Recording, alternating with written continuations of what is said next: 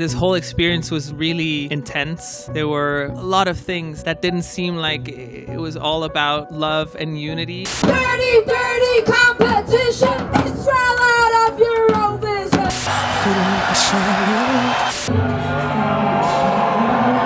Joost Klein was banned from tonight's dress rehearsal as an investigation into an unknown incident takes place. Ronald, hoe reageer je? Nou, shit, sorry. Mr. Klein, where were you? We missed you on stage. Sorry, can you stop that? Can you stop that, please? The Eurovision Executive Supervisor Martin Österdahl. What can you tell us about the result? Yeah, good evening. It has been so hard, and it has been so horrible for us. EBU is not what the Eurovision is. The EBU. Fuck de EBU, maar dat zeg ik nu ook.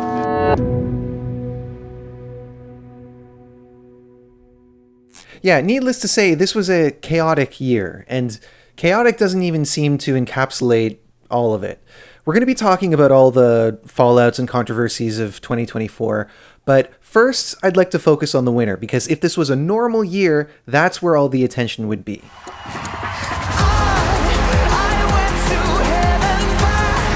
Our winner is Nemo from Switzerland with The Code, a vibrant and eclectic anthem that describes their journey of accepting themselves as non-binary. This is the third win for Switzerland, and the first in 36 years. The last time that Switzerland won was with Celine Dion in 1988. Leading up to the contest, this was always considered to be in contention to win. The reception was very positive from the beginning, and it spent a lot of time at the top of the odds. So this winning isn't necessarily a surprise, but there is something to be said about how this song won. There's been 15 contests with the 50-50 jury televote split system. 10 of those winners came first with the televote. 3 of them came second and 1 came third. Switzerland finished 5th with the public, which makes it the first time that a winning song finished outside of the public's top 3. And that was mostly thanks to the substantial jury support that Nemo got, receiving 22 sets of 12 points, which is quite a bit more than the 15 that Loreen got last year. At a later point, we can dive into the individual jury rankings and talk about how they corresponded to the score that Switzerland got. But for the time being, I think it's absolutely worth mentioning just how technically challenging this performance was. Having the same artist switch effortlessly from operatic falsetto to rapping, all while jumping, climbing, sliding, and spinning around, simply amazing. And while the technique is absolutely one of the most impressive aspects of the entire package, it's not just about that. The song is also a great winner. It's an adventurous song with all the genres that it puts together: hip-hop, drum and bass, opera, symphonic music. It has the urgency of a winning song. It's anthemic, it's meaningful, and it conveys its meaning so well, using masculine and feminine styles of vocal delivery to convey that you don't conform to one gender. And so, I'm really happy with the outcome, and it seems that a lot of people are as well. But as we often see when the winner doesn't come first with the public, there are other people who feel that it wasn't a deserved win, or not as deserved of a win. So let's talk a bit about the televote winner.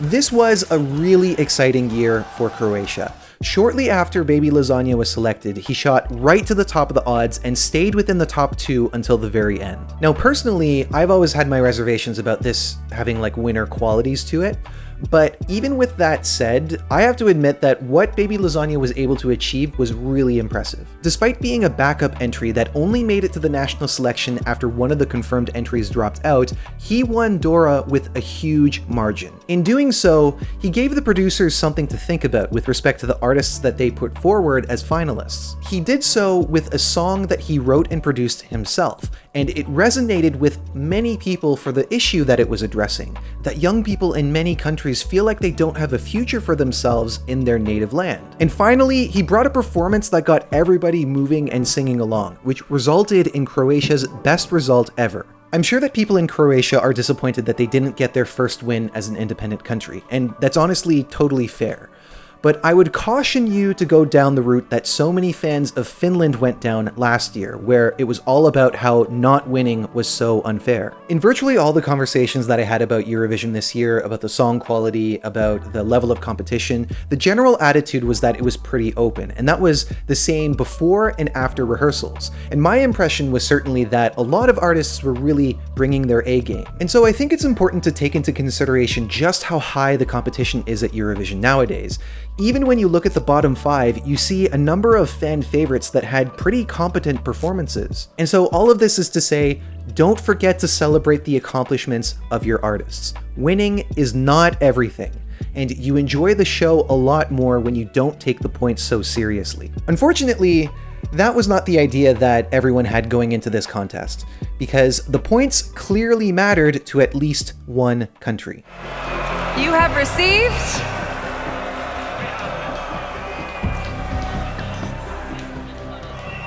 323 points. Despite several warnings that Israel's inclusion would compromise the integrity of the contest, the EBU insisted that it was okay to let them participate. And what did that result in? Months of protests and historic levels of backlash. Joint statements from thousands of artists across Europe condemning the decision to keep Israel around. Harassment of the participating artists before and during the show. A hostile environment backstage, according to several artists, journalists, and members of delegations. And finally, politically motivated voting. Say what you will about years in the past and how Eurovision's voting is often politically motivated, but if there is ever a year where it was so blatantly obvious, it was this one. Now, before we get into the details of this, I want to stress that that's not exclusive to the people who voted for Israel. It also applies to other votes as well. When it was believed that the Israeli entry had an enormous lead in the Italian televote after semifinal 2, there were counter campaigns encouraging people to vote for countries like Ukraine, Croatia, and our winner, Switzerland. Simply by being a counter vote, those were also politically motivated as well. However, only one of these 4 countries was backed by a state-sponsored campaign. Israel's Ministry of Foreign Affairs and Advertising Bureau admitted that they launched a series of videos to boost the votes in various countries. It was described in the Times of Israel as an organized, dedicated effort that clearly drew votes from many who don't otherwise tune into the Eurovision each year. In addition to that, they specifically targeted Eurovision-loving audiences such as the LGBT community in Europe, members of fan clubs, journalists covering the contests, and opinion leaders in the field. And before this information was made public, several media outlets used the score as an example of Europe's solidarity with Israel. The received points from the European audience speaks for itself. How the silent majority fought the anti-Israel storm. Israel triumphs as anti-Semitism rages. This was the idea, to make the backlash all about anti-Semitism, not about Israel violating international law, not about defying orders from both the International Court of Justice and the UN Security Council to stop its military campaign in Gaza, not about the millions of people demanding they stop killing civilians and implement a ceasefire so that the hostages can come home. But that wasn't the only distortion that was put forward in the media. The Jerusalem Post falsely associated Bambi Thug's criticism of the EBU as a response to Ireland losing to Israel. Protests in Malmö were labeled as anti-Israel violence, despite most international media describing them as peaceful, and Malmö's police confirming that no arrests were made. I was at those protests. I talked to a lot of the people there, and I saw how much of it unfolded. To describe them as anything but peaceful is a fabrication. BBC News published claims by the Israeli delegation that it was them who were the victims backstage, while their delegation maintained a dignified and respectful approach, striving to foster unity around music while adhering to the competition's rules, unlike some other delegations. They didn't provide any examples, but of course the article later mentions Marina Sati's yawning and Joost Klein's interjection during the semifinal 2 press conference. There was only a brief mention of the complaints raised by other artists about Israel's delegation recording them without their consent. But to bring it back to the astroturfing campaign, it is worth asking, is it against the rules? No. And I don't think there's anything practical that the EBU could do to prevent it from happening again, whether we're talking about Israel or another country with malicious intentions. But all of this is a clear contradiction to the reasoning that the EBU has been using since the very beginning, that the contest happens between broadcasters and not governments. It was clearly important for Israel's government to secure a good result so that they could push forward this idea that Europe supports their cause. They were probably hoping that all the money that they poured into this was going to result in something record-breaking like Ukraine got in 2022. That didn't happen, and they didn't even win the televote, but it didn't need to. They still were able to push forward this idea. It was propaganda, and the EBU allowed it to happen.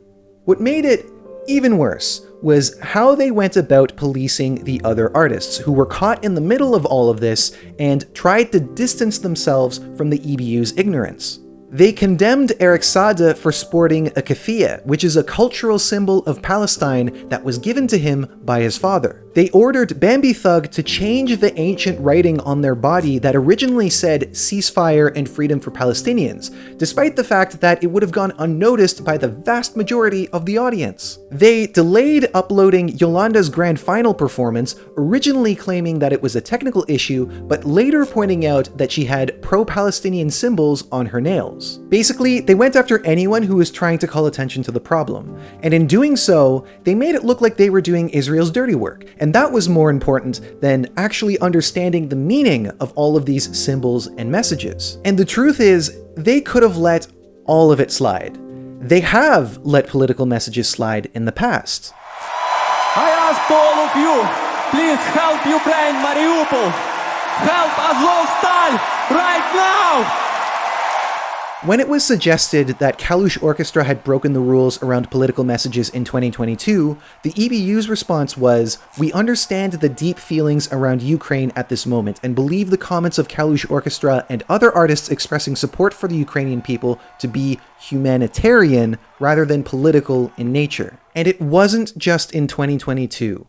This year, the Ukrainian team in the green room sported t-shirts with the phrase "Free Azovstal Defenders." It was originally reported that the broadcaster was fined for this, but later on they said that it wasn't true. They haven't received any kind of penalty for displaying deliberate political messages. So an exception was made once again for statements that were just as intentional as the ones in favor of Palestine.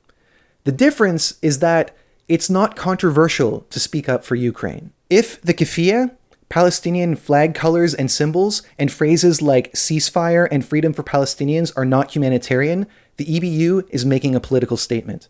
Honestly, it keeps going deeper from here with other scandals, like how they've justified mixing out the booze during Israel's performance, something that other delegations have complained about, or the fact that several journalists and employees of broadcasters have lodged complaints, demanded answers on actions taken, and have called Eurovision's reputation significantly damaged. But I think you get the picture by now. The EBU contradicted itself on several of its claims and values, and in doing so, they politicized the contest just as much as any of the other players, if not more. That will forever be one of the defining qualities of Eurovision 2024. And if you thought we were done with the scandals, now we have to talk about something that was truly unprecedented. One of the most shocking developments of this year's show was the disqualification of the Netherlands in between the second semi-final and the grand final. This is the first time in Eurovision's history that a participant was expelled midway through the competition. First time. When all of this was unfolding, there wasn't a lot of information that was available, and so there was a lot of speculation, and there was a false association that was made between that announcement and this moment. A personal question. Have you ever thought that by being here, you bring risk and danger for other participants and public? You don't have to answer that question if you don't want to. Why not? If you want to answer. Now, these kinds of rumors are the result of a bigger cultural problem that goes well beyond Eurovision.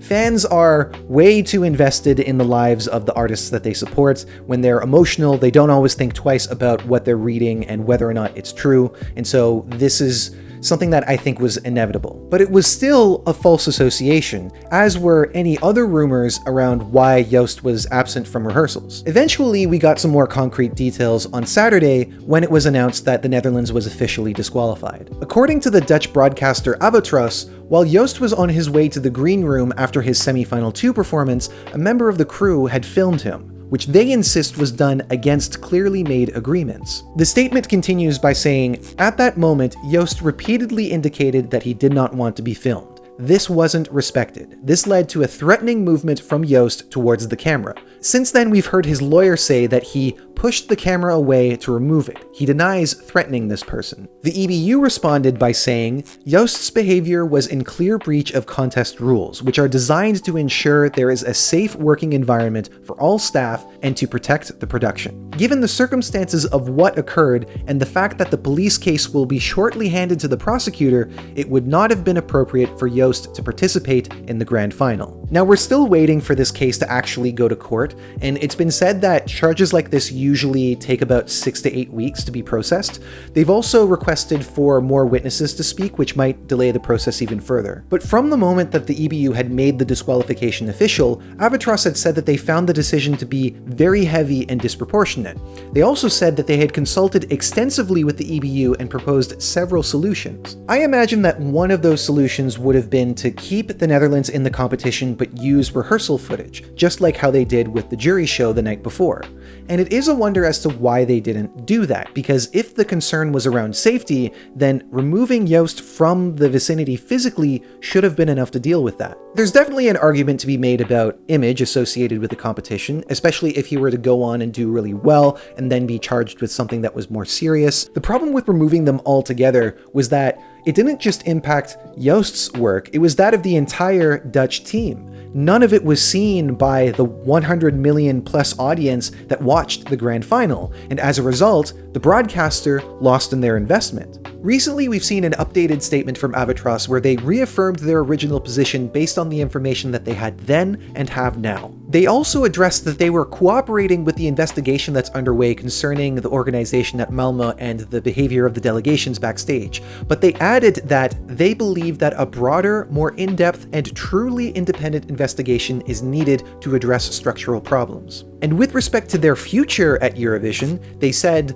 "Until Avatros is confident that structural adjustments will be made, we will keep participation in the Eurovision Song Contest under consideration." And so it will be very interesting to see how Avatros proceeds. Some people seem to think that they'll withdraw, but of course, there's a lot more that needs to be found out before that happens. Now, even without considering this incident, there's been a lot of discussion around the atmosphere backstage. But outside of the events this year, we've seen artists from previous years speak out about their experiences as well.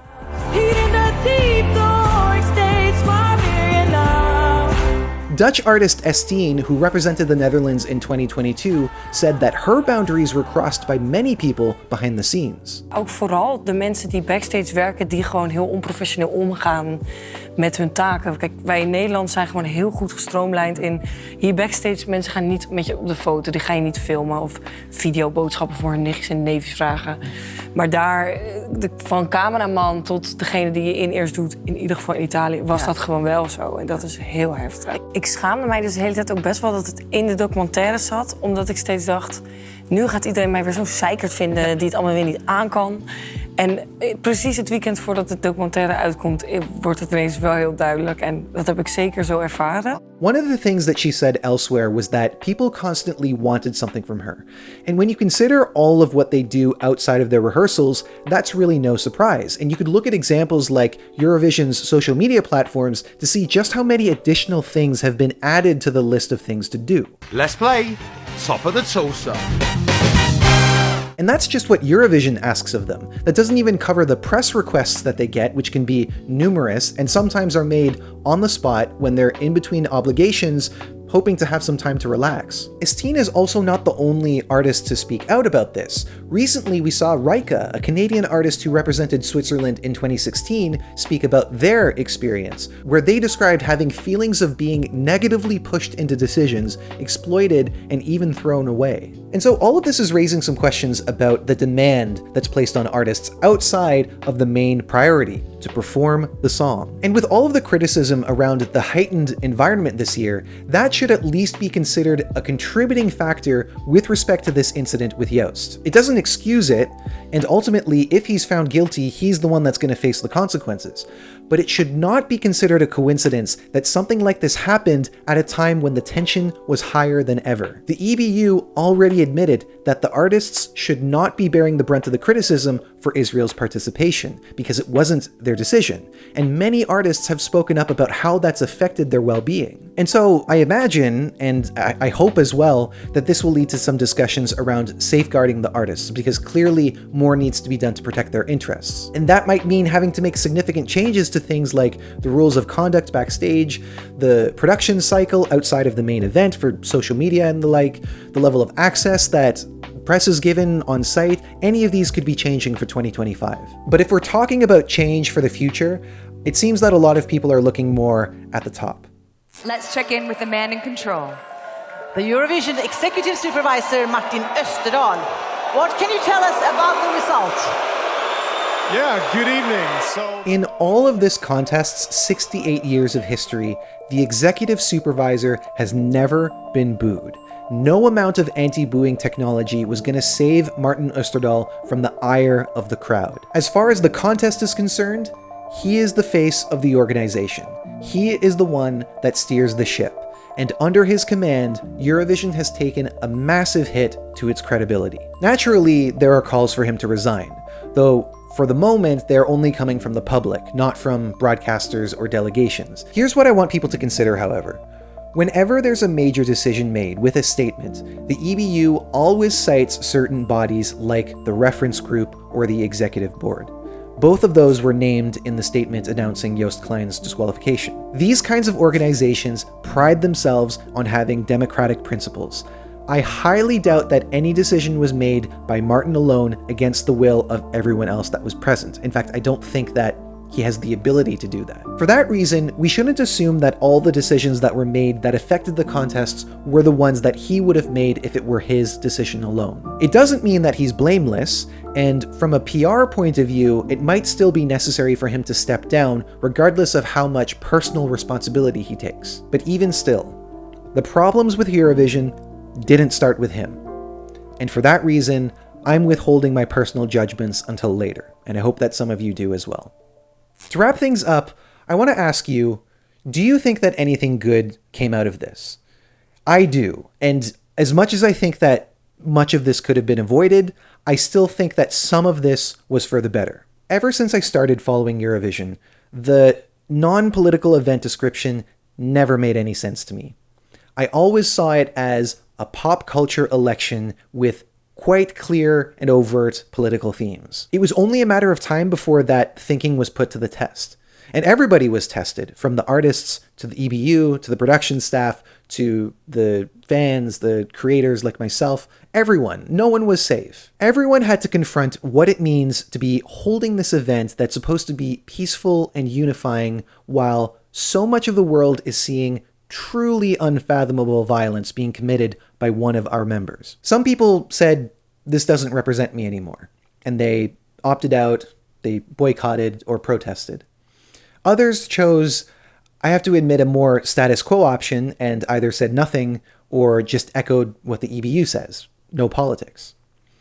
And some opted to stay while making it clear that they saw a problem and they weren't going to be quiet about it no matter what they were told. Honestly, we needed that. We needed to understand what it is that we're allowing and not allowing, and we needed mistakes to be made so that we could show what the contest really represents. And so if this results in a bit of a reset in thinking, then that is for the better. But obviously we don't know what that will look like. And as far as Israel's concerned, Cannes has already expressed their interest to participate next year. I would go as far as saying that the future of the show is in jeopardy. It doesn't necessarily mean that Eurovision will end sometime soon, but how it continues will be crucial to its reputation and its longevity. There's a lot that could be said about that, but I think it's best to save that discussion for future videos. I promise that we can go back to having some fun sometimes. I think that those of you who have been following me for longer know how important it was for me to not go about this year ignorantly. It was a challenge, a huge challenge, and I thank you so much for your support. Thank you so, so much. If you're new here, I hope that you subscribe to the channel. There's a lot more that's on the way, and I'd love to have you here so that you can discuss certain developments with me, as well as tell me what you thought about the show in the comments. Tell me anything. Just, you know, give us some good vibes, please. That's all for now. Thank you so much for watching, and I'll see you next time. Take care.